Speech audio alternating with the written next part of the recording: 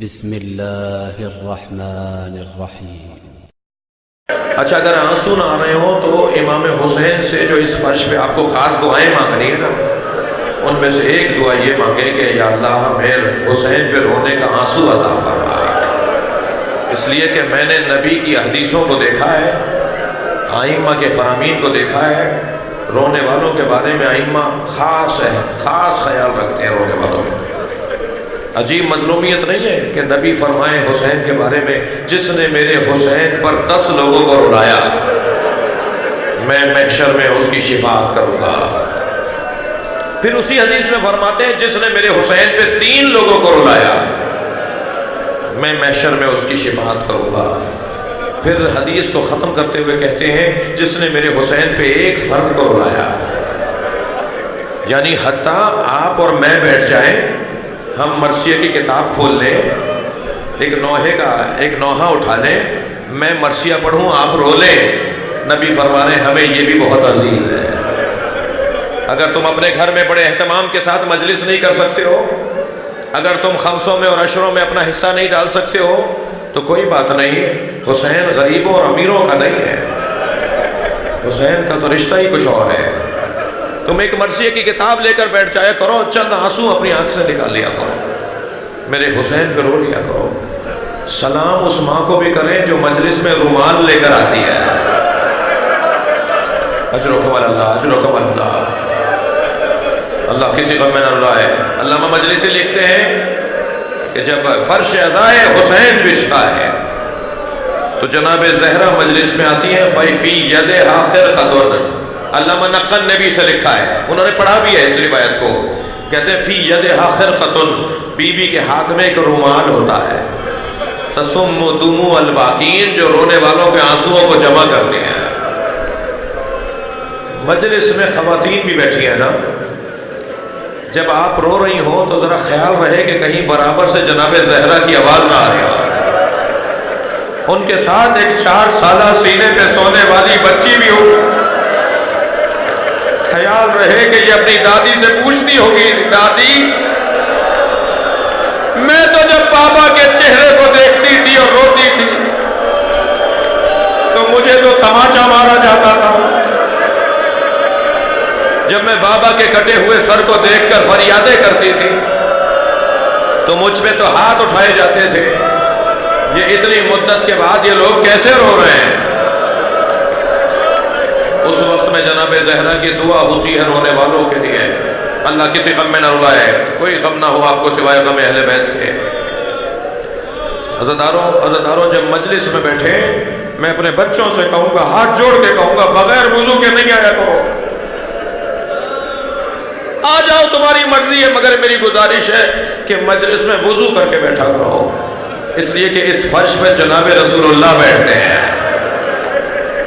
تم اس صف پر آ کر بیٹھ رہے ہو جس صف پر امام سجاد بیٹھتے ہیں۔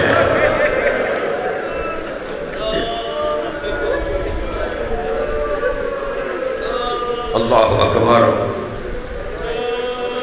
یہ فرش عزا امام حسین ہمیں عرش سے جوڑتا ہے۔ خیال رہے کہ یہاں پر بڑی شخصیات حاضر ہوتی ہیں۔ شہاب الدین زہری تابعین میں سے ہیں، نبی کی زیارت انہوں نے نہیں کی ہے۔ واقعہ کربلا کے بعد امام سجاد کے پاس آ کے کہتے ہیں، مولا میں نے اپنے بیٹے کی شادی کا انتظام اور تاریخ طے کی ہے، مولا میرے بیٹے کی شادی میں شرکت فرمائیں۔ لقن صاحب لکھتے ہیں کہ کیسے امام نے کیا جواب، کس انداز سے جواب دیا کہ وہ خاموش ہو کر الٹے پیر واپس رہ گئے۔ امام نے کہا کربلا کے بعد تو ہم کسی شادی میں شریک ہی نہیں ہوئے، کربلا کے بعد ہماری کون سی شادی ہے، ہماری کون سی خوشی ہے؟ شہاب الدین واپس چلے گئے، کچھ دیر کے بعد لوٹے، کہنے لگے مولا میں نے اپنے بیٹے کی شادی سے پہلے آپ کے بابا حسین کی مجلس کا انتظام کیا ہے۔ امام نے فرمایا اب ہم ضرور آئیں گے، ہم تمہارے گھر ضرور آئیں گے۔ شہاب الدین زہری کہتے ہیں کہ میں نے فرزدق کو کرسی پر بٹھایا، فرزدق مرثیہ کہہ کر لائے، دور فرزدق کا ہے، فرزدق مرثیہ کہنے کے لیے بیٹھے ہیں، اصحاب کو اور تابعین کو بٹھایا گیا ہے، امام کے لیے ایک مسند بچھا دی گئی، امام کو تکیہ لگا دیا گیا، آپ یہاں پر تشریف فرما ہو۔ جناب فرزدق نے مرثیہ پڑھنا شروع کیا، گریہ کی آوازیں بلند ہوئیں، اتنا گریہ ہونے لگا، جناب شہاب الدین کہتے ہیں کہ میں گردن جھکا کے رو رہا تھا، جیسے ہی مرثیہ مکمل ہوا تو میں نے اپنا سر اٹھایا تو اس جگہ دیکھا جہاں امام کو بٹھایا تھا تو امام اپنی جگہ نہیں تھے۔ مجھے تشویش ہوئی کہ امام کہاں چلے گئے، میں نے مجمع میں ڈھونڈنا شروع کیا تو امام وہاں بیٹھے تھے جہاں نالینیں اتری ہوئے تھے، صفِ نیال میں امام بیٹھے ہوئے تھے۔ میں نے جا کر کہا مولا میں نے تو آپ کو وہاں بٹھایا تھا۔ فرمایا جو ہم دیکھ رہے ہیں وہ تم نہیں دیکھ رہے، اس مجلس میں رسول اللہ بیٹھے ہوئے ہیں۔ اجرکم اللہ، اجرکم اللہ۔ خدا کسی غم میں نہ رلائے، کوئی جلدی نہیں ہے، گریہ کے ایام ہے، فرصت دیجیے گا۔ محرم کی چاند رات کو طے کرنے کا طریقہ کیا تھا؟ کیسے معلوم ہو چاند ہو گیا ہے؟ جب لوگ یہ ایک دوسرے سے پوچھتے تھے نا کہ محرم کا چاند ہوا یا نہیں ہوا، تو ایک ہی رستہ تھا ان کے پاس، امام جعفر صادق کی گلی سے گزر کرتے تھے۔ اگر کسی کو پتہ نہیں ہوتا تھا نا کہ آج یہاں سے لوگ زیادہ کیوں آ جا رہے ہیں، تو کوئی پوچھتا تھا کہ آج اس گلی سے لوگوں کا گزر زیادہ کیوں ہے، تو جواب دیا جاتا تو تمہیں نہیں پتا، اگر اس گھر سے رونے کی آواز آ گئی تو ہم سمجھیں گے محرم کا چاند نمودار ہو گیا۔ یہاں محرم کا چاند نمودار ہوتا ہے، وہاں اس گھر سے رونے کی آوازیں بلند ہو جاتی ہیں۔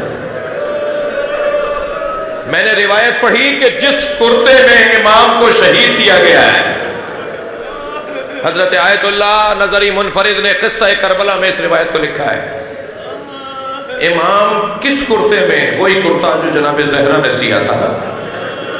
تھکے نہیں، اگر رونا آ رہا ہے تو مجھے مسائل پڑھنے، اگر آپ کو بھی رونا ہے تو میرا ساتھ دیں۔ جس کرتے میں امام حسین شہید ہوئے ہیں وہ کرتا وہی ہے جو جناب زہرا نے سیا تھا۔ مجھے نہیں معلوم کہ آپ کتنے مسائل سن سکیں گے، میری کوشش ہے کہ زیادہ مسائل کو دورانیہ رہے۔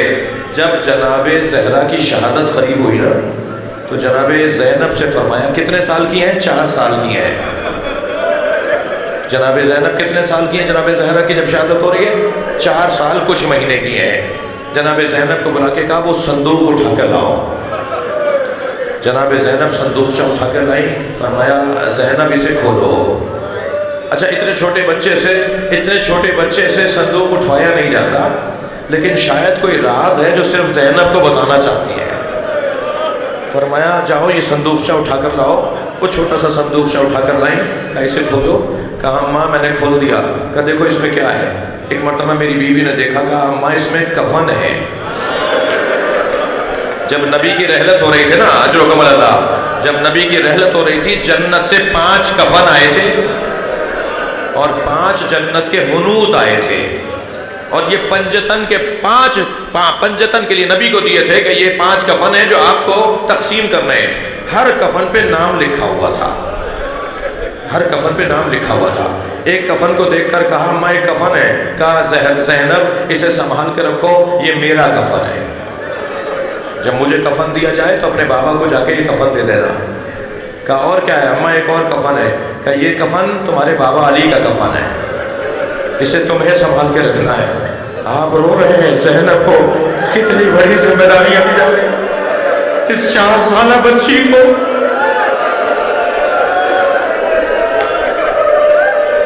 سنبھال کے رکھنا، یہ تمہارے بابا علی کا کفن ہے۔ تیسرا کفن نکالا، اماں ایک اور کفن ہے۔ کہا یہ تمہارے بھائی حسن کا کفن ہے، اسے سنبھال کے رکھنا، یہ تمہارے بھائی حسن کا کفن ہے، بھائی حسن کو تمہیں کفن دینا ہوگا۔ جب چوتھا کفن نکالا، ایک تو نبی کو دے دیا، 5 کفن آئے تھے نا جنت سے، نبی کو کفن دے دیا۔ جناب زہرا نے فرمایا میرا ہے، تمہارے بابا کا ہے، تمہارے بھائی حسن کا ہے۔ جب 5واں کفن جو صندوق میں چوتھا تھا، جب وہ نکالا، تیسرے کو فرمایا تھا یہ تمہارے بھائی حسن کا ہے۔ جب چوتھا نکالا، اماں ایک اور کفن ہے۔ جناب زہرا نے اسے دیکھ کر کہا یہ تمہارے بھائی حسن کا ہے۔ کہا اماں وہ بھی بھائی حسن کا ہے؟ کہا یہ بھی بھائی حسن کا ہے، تمہارے بھائی حسن کے 2 کفن ہیں۔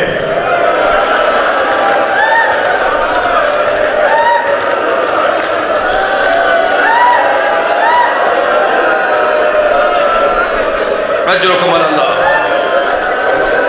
اجرکم اللہ۔ امام حسین کا کفن جنت سے نہیں آیا، امام حسین کا کفن جنت سے نہیں آیا۔ فرمایا زینب اس صندوق میں ایک کرتا نظر آئے گا، یہ نکالو۔ جناب زینب نے کرتا نکالا، اماں ایک کرتا ہے، کہا یہ تمہارے بھائی حسین کا کرتا ہے، اور دیکھو جب حسین تم سے کرتا مانگے تو سمجھنا کچھ دیر رہ گئی ہے حسین کی شہادت میں۔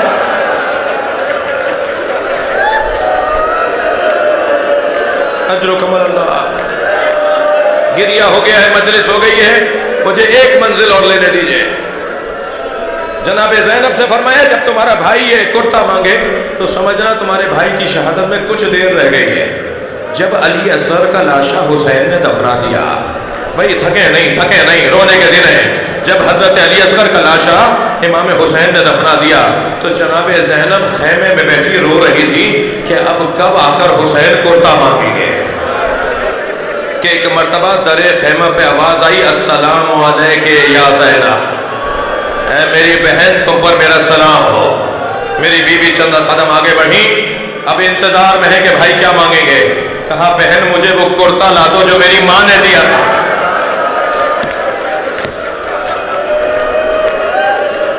اجرکم اللہ، اجرکم اللہ۔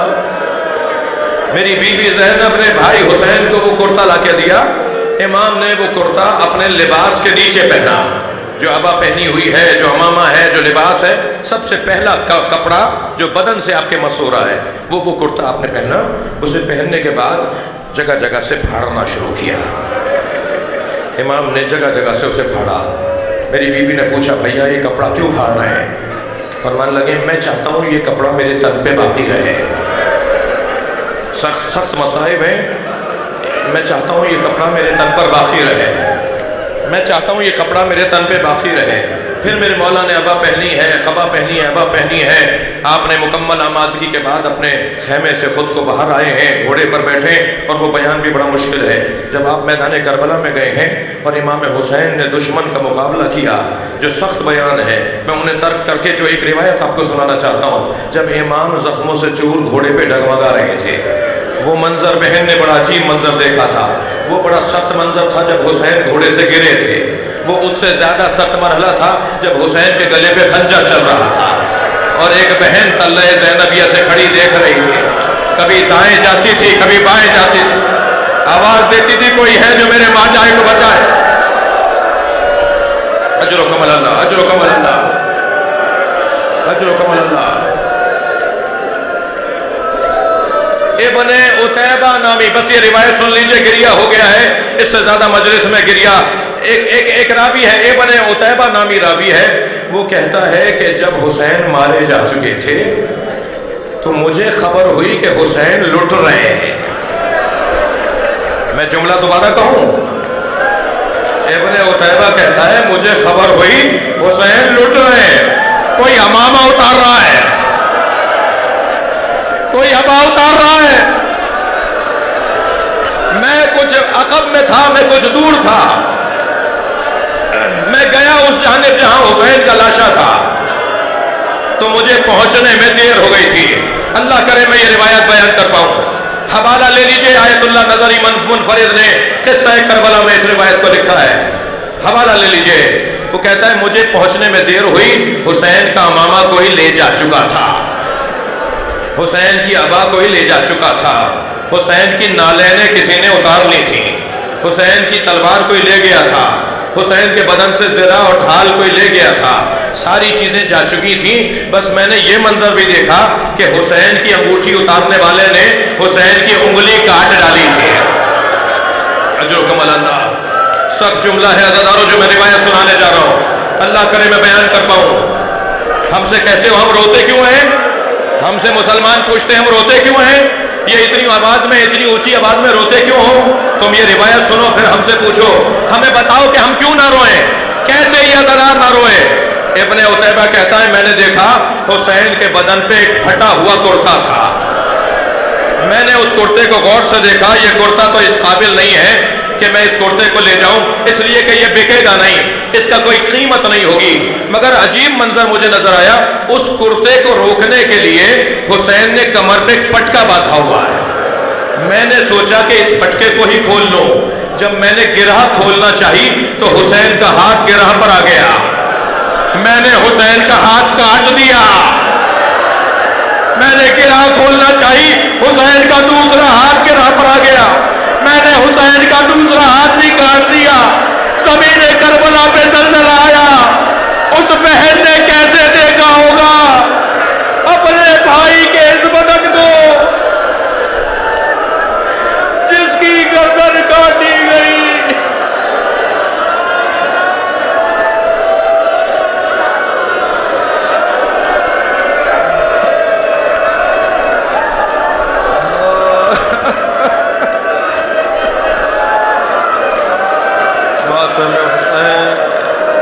अगर आप हमारे लेटेस्ट वीडियोस के बारे में जानना चाहते हैं तो हमारे चैनल को सब्सक्राइब करें और बेल आइकन को प्रेस करें। शुक्रिया।